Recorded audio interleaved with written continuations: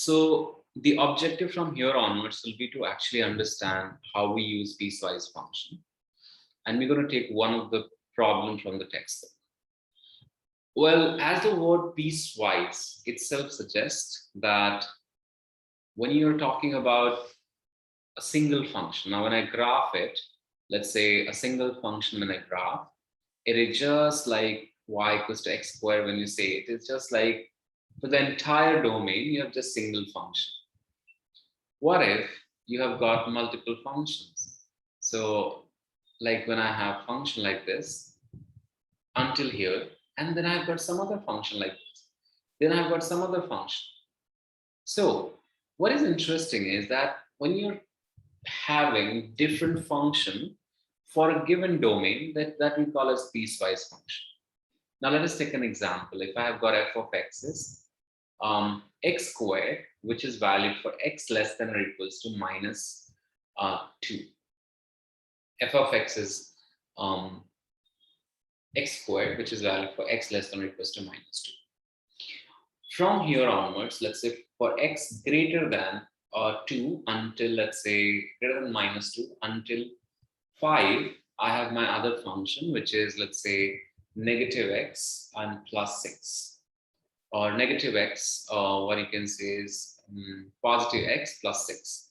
So this is the second function. And now my third function from here onwards is that, let's say, I can take for x greater than 5, I have, let's say, I can take, let's say, 2x and plus, I can take, let's say, 2x plus 1. So this is my function. I want to see how does actually this look on technology. I wanted to actually graph each of the function in the respective domains. So this calculator allows us to graph functions, piecewise functions.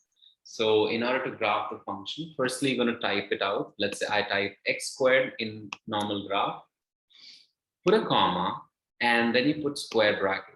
So if you put the square bracket, you got to put plus and minus, like press shift and then plus. So I mean, press shift, and if you press plus, this bracket opens.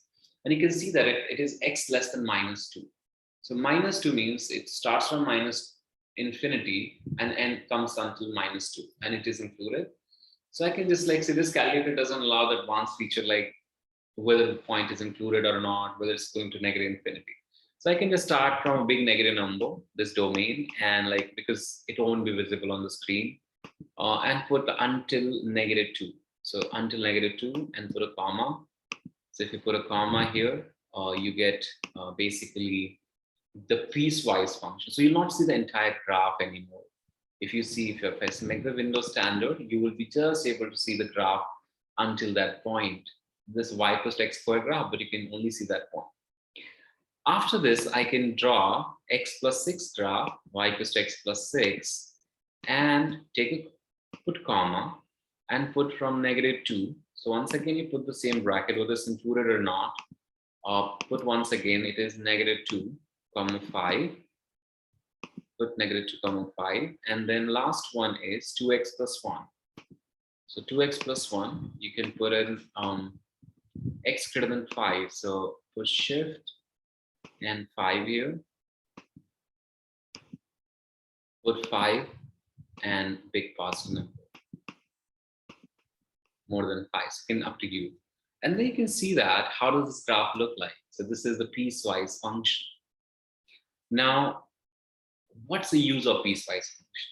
I mean, you can see the graph now for the respective domains. If I press GSOL, let's say minimum, you can find out, let's say GSOL minimum for which function you want to do. I didn't find anything, but I can actually trace like at this point, I trace at like negative 2. I know that minimum is at negative 2, so you can see it's coming at 4, and so on. You can trace the graphs. So this is like firstly that point. Now, if somebody asks that, okay, find out the value of f of 0. Now, when I say f of 0, I'm not going to use any random function because these functions have their domains. So f of 0 means what's the x value and what's the y value when x is 0.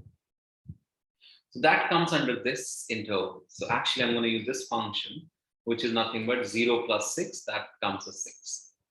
So this is how you use the piecewise function. Now, so if somebody tell us, okay, find out f of 10, I'm going to use this function. So f of 10 is because this function is valid. Here to get x, I'm going to get y using this function. So it's like going to be 21. So this is just a simple illustration about the use of the piecewise function. Same way you can plot any kind of function on this calculator. I'm not just going to show you one of the problem on this topic, which involves the piecewise function. So here is just a quick example for our review. I'm not going to show how to plot on calculator. You can just plot directly on calculator. So like WT is like your Y value and T is your like X value. So where we going to have on graph, you plot that and you'll see a graph like this. So the weight in kilograms of a cat at HT is given by these two formulas, these three formulas. Sketch the graph of W against T. Find the weight of the cat at the age of 4 months, at the age of 15 months. How long will it take for it to be fully grown? So let us just first, like once I look at the graph, this is how my graph, the first graph is basically this one. Here, second graph is here, and the third graph is here. So the weight of the cat increases with this pattern. And now I want to find out, sketch the graph, done. Or you can use technology for this. Find out the weight of the cat at age of 4 months. So when you're finding at age of 4 months, basically plug in excess4 in this function. So my first function takes that domain. So plug excess4 here. So if I plug excess4, it will be 4 squared upon 40 plus 0.15. So that I get is 0.55. Then at the age of 15, find out this thing. So for 15, I'm going to use the second function.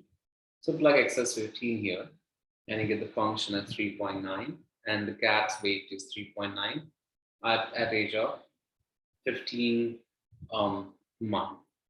So this is just one of the example, and I mean you can solve more problems for practice on this.